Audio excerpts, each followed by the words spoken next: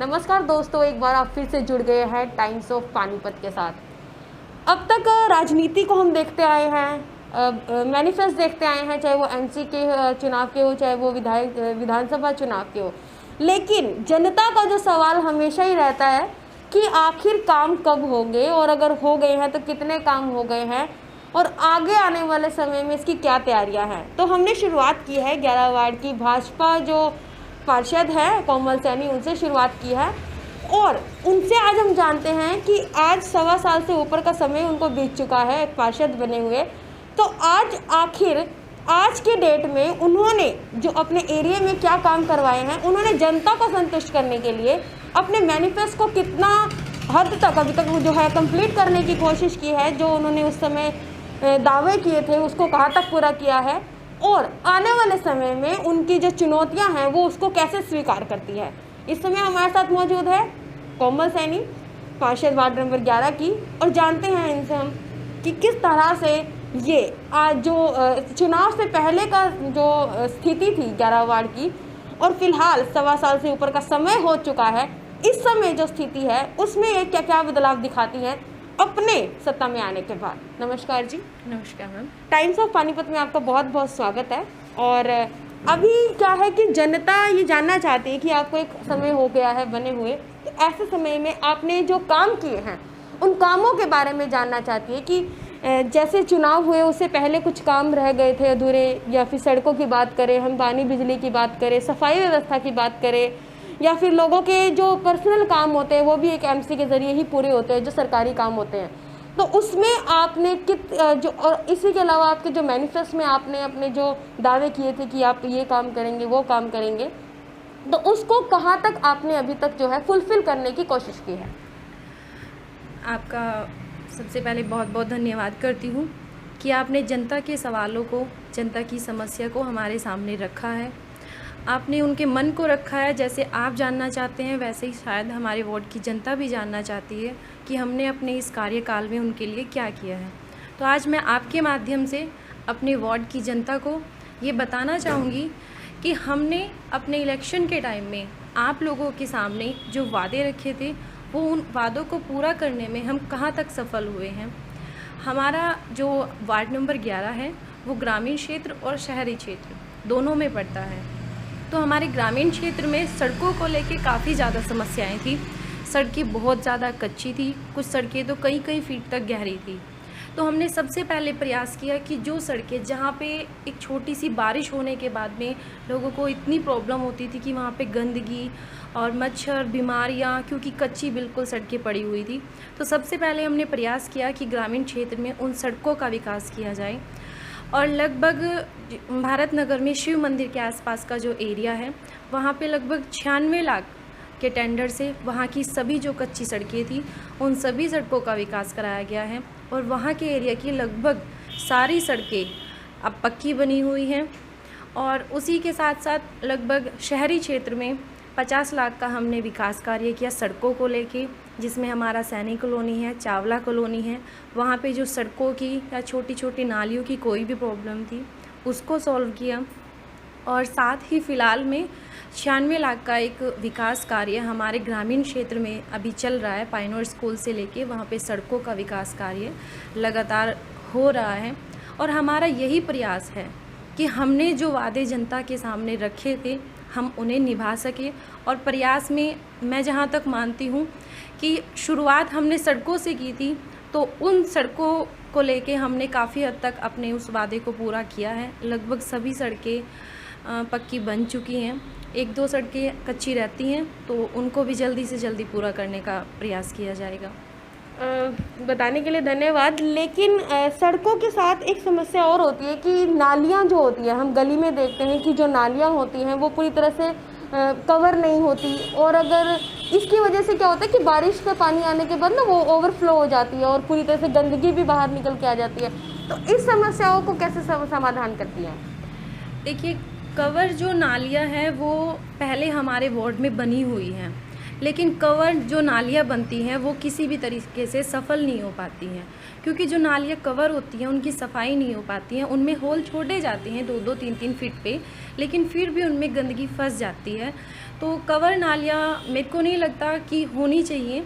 और हमने जो भी सड़कें बनवाई हैं, जहाँ पे भी बनवाई हैं, हमने वहाँ पे ओपन ही नालियाँ रखवाई हैं, क्योंकि ओपन नालियों की सफाई हो जाती है। वो गंदगी इसलिए फंस जाती है क्योंकि हम लोग भी शायद अपनी तरफ से उन चीज़ों का ध्यान नहीं रख पाते, तो गंदगी नालियों में फंस जाती है, उसी की वजह से बारिश आने पे ओवरफ्लो हो जाता है। लेकिन उसका भी लगातार हमारा यही प्रयास रहता है कि हम हफ्ते में 10 दिन में जो अपने सफाई कर्मचारी हैं उनको वार्ड में भेजते हैं और नालियों की सफाई करवाते हैं ताकि पानी ना हो। ठीक है, आपके बताने के लिए। लेकिन क्या कहते हैं कि जब भी नालियाँ जो होती है कवर नहीं होती, तो बारिश के दिनों की बात करें या फिर कुछ भी बात करें, तो ऐसे में क्या होता है कि मच्छर बहुत अलग अलग जो तरह के होते हैं और उनसे खतरा बना रहता है, बीमारी का खतरा बना रहता है। और ऐसे में जो लोग होते हैं, जिन लोगों के घर आसपास होते हैं, नाली के आसपास होते हैं, उनके घर में हमेशा ये प्रॉब्लम देखने को मिलती है कि उनको मच्छरों से बहुत परेशानी होती है। और इसको और कारण जो होता है गंदगी का, जो होता है कि गंद फंस जाता है उसके अंदर। तो क्या ऐसा कुछ नहीं किया जा सकता है इसके अंदर कि नालियों को जो कवर करने के बाद उसको खोल के फिर उसके बाद जो गंद है उसको साफ़ किया जाए और वापस से उसको कवर कर दिया जाए? ऐसा होता है, लेकिन वो चीज़ें सक्सेस नहीं हो पाती हैं, क्योंकि कभी बार ऐसा भी होता है कि जो हमारे कर्मचारी होते हैं उनके पास इक्विपमेंट नहीं होते हैं सफाई के लिए। कई बार ऐसा भी होता है कि कुछ बड़ी चीज़ फंस जाती है, उसको खोलना भी मुश्किल हो जाता है। तो कवर करना तो एक, हम नाले को कवर करना ज़रूरी होता है जो बड़ा नाला है, लेकिन जो गलियों में नालियाँ बनती हैं वो हम कवर नहीं कर सकते। उनके लिए तो हमें खुद से ही एफ़र्ट्स करने होंगे साफ़ सफाई के लिए, और वो हमारा लगातार प्रयास रहता है। और हम अपने वार्ड में लगातार हफ्ते में 1 बार 2 बार सफाई कर्मचारी भेज के नालियों की सफाई करवाते रहते हैं। लेकिन आपके जो वार्ड के लोग हैं, जनता है, उनका कहना है कि जो नालियाँ उन्हें कवर कर दिया जाना चाहिए, क्योंकि थोड़ा सा ना अजीब सा भी लगता है कि जब नालियाँ कवर नहीं होती तो थोड़ा सा एक, कहीं तो अच्छे एरिया होते हैं, कहीं बिल्कुल अनडेवलप्ड एरिया भी होते हैं जो पूरी तरह से डेवलप नहीं होते। तो उस वाली जगह पर क्या होता है और भी ज़्यादा दिक्कत का सामना उन्हें करना पड़ता है, क्योंकि ऐसी कई जगह होती है जहाँ पर आपके कई ऐसे एरिया हैं जहाँ पर स्वीपर्स भी टाइम पर नहीं पहुँचते, 2-2 3-3 दिन तक सफाई नहीं होती, और सफाई हो भी जाती है तो उनका ये कहना होता है कि गंद उठाने का काम हमारा नहीं है, दूसरी जो म्यूनसिपल कॉर्पोरेशन की आएगी गाड़ी वो उठाएगी, और वो हर रोज़ नहीं भी कई बार आ पाती। तो ऐसे में उन लोगों को गली में ना, आप देखेंगे कि गली गली में कूड़े का जो ढेर है आपको देखने को मिलेंगे, तो उनको कैसे सॉल्व करते हैं आप?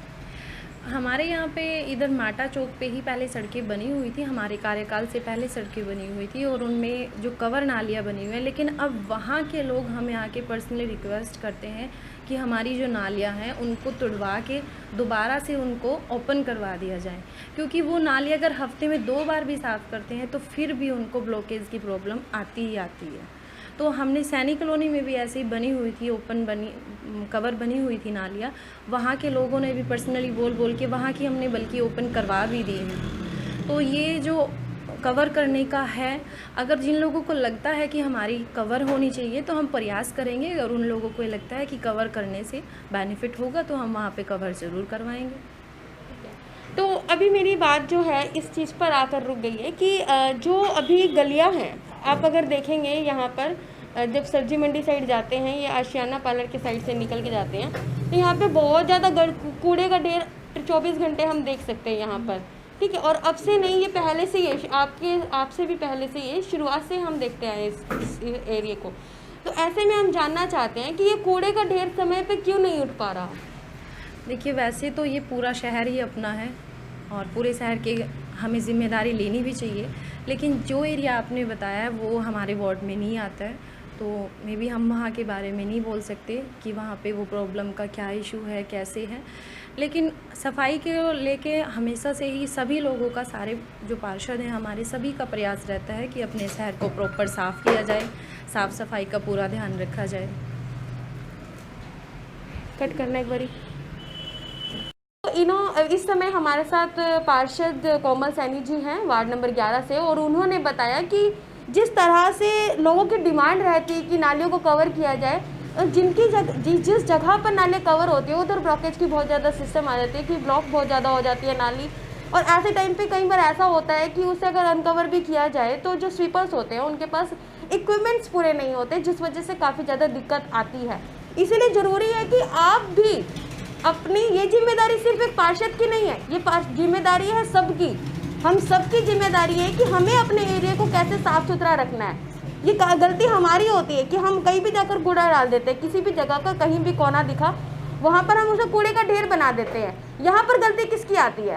क्या अब पार्षद जो है वहाँ से एक एक जगह को तो नहीं कवर कर सकता ना, इसकी जिम्मेदारी हमें खुद ही उठानी होगी कि हमें क्या करना है। सफाई को लेकर हमारी क्या जो इनिशिएटिव हमें लेना है, हमें उस पर कैसे काम करना है, ये बहुत ज़रूरी हो जाता है। चलिए आगे बात करते हैं।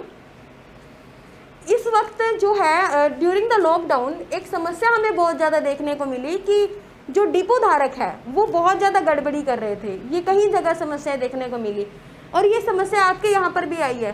तो इस समय ऐसे टाइम पे आप कैसे इस चीज़ को मतलब कंट्रोल करने का काम किया?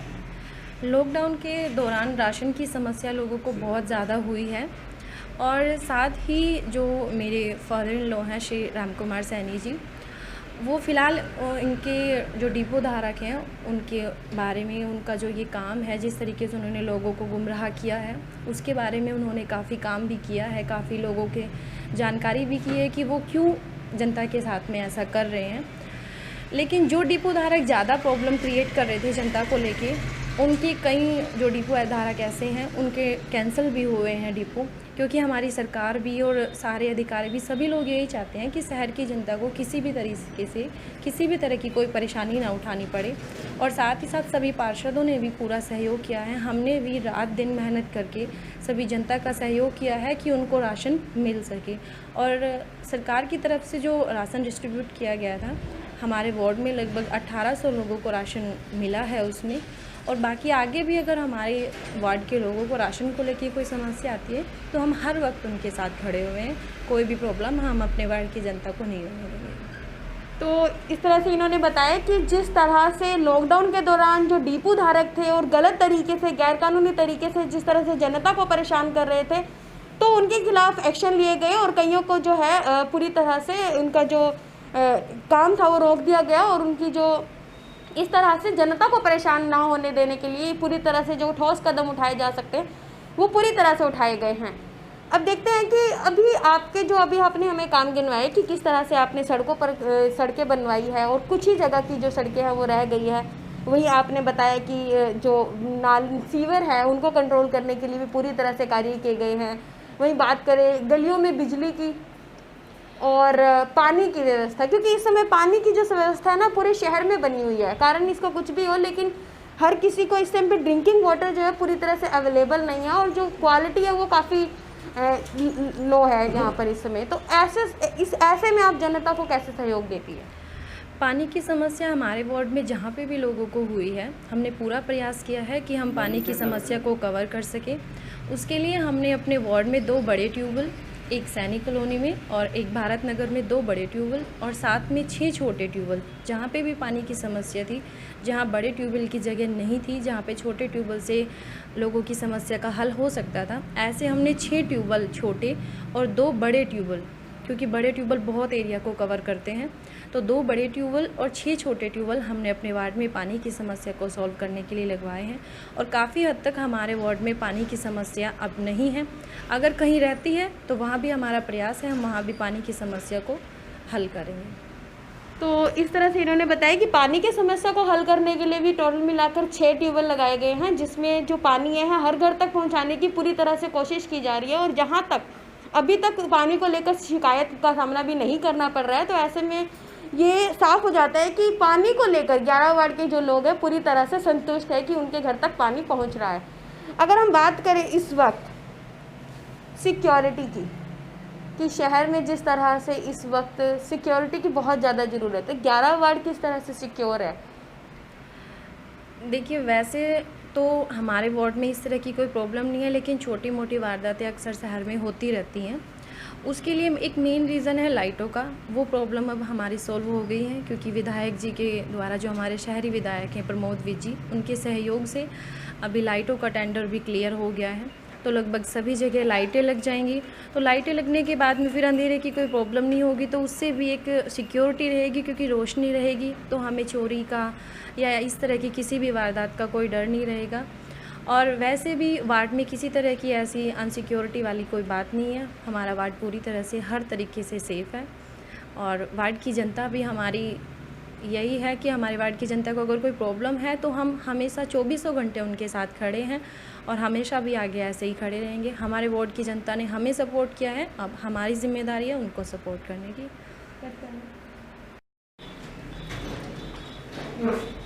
11 वार्ड के हालात को बदलने के लिए पार्षद कोमल सैनी ने पूरी तरह से जो प्रयास किए हैं वो दिखाई भी देते हैं। जो जनता है कहीं ना कहीं संतुष्ट है। और बात करें अगर पूरी जनता की, तो कभी भी एक समय में 5 उंगलियां एक बराबर नहीं हो सकती।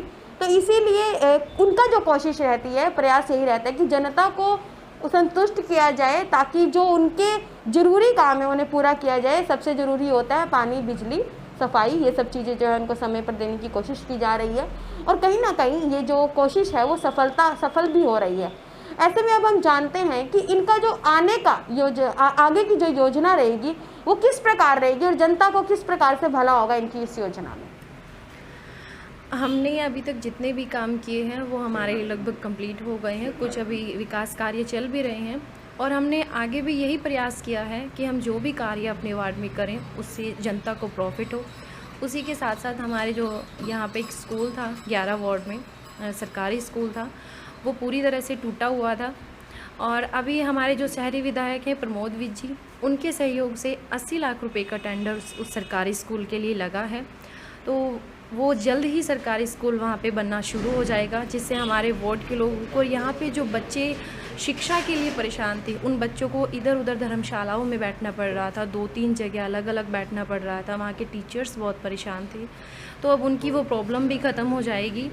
और साथ ही साथ हमने यहाँ रामलाल स्कूल से लेकर सनोली रोड तक एक सीवर का जो टेंडर है वो लगवाने के लिए अपनी फ़ाइल सबमिट करा दी है। उसके द्वारा क्या होगा कि हमारे वार्ड में जो यहाँ पे बारिश से पानी भर जाता था, उस पानी की समस्या ख़त्म हो जाएगी और उस नाले के बनने से बहुत फ़ायदा होगा। तो अभी हमारा आगे का यही कार्य है कि हम अपने वार्ड में स्कूल जो विधायक जी के सहयोग से बनने जा रहा है, हमारा वो स्कूल जल्द ही शुरू हो, बहुत अच्छे से बने और यहाँ पे जो सीवर की या नाली की, गली की, पानी की कोई भी प्रॉब्लम है वो हम सॉल्व कर सकें। एक आखिरी सवाल है मेरा आपसे। एक महिला होने के नाते आप बहुत ही कम उम्र में एक बहुत ही बड़ी जिम्मेदारी आपने इस समय संभाली है, क्योंकि इस समय आपके पास वार्ड की जिम्मेदारी के साथ साथ एक पारिवारिक जिम्मेदारी भी है। तो उसको निभाने में आप किस तरह से और महिलाओं को किस तरह से प्रेरित करती है? देखिए, आज का टाइम ऐसा है कि हम ये बिल्कुल भी नहीं मान सकते कि एक महिला आगे नहीं आ सकती और वो कोई काम नहीं कर सकती। आज का टाइम ऐसा है कि एक लेडीज़ कुछ भी कर सकती है, कोई भी काम। उसने अपना मन बना लिया है किसी काम को करने का, तो वो बखूबी उसकी ज़िम्मेदारी निभाती है।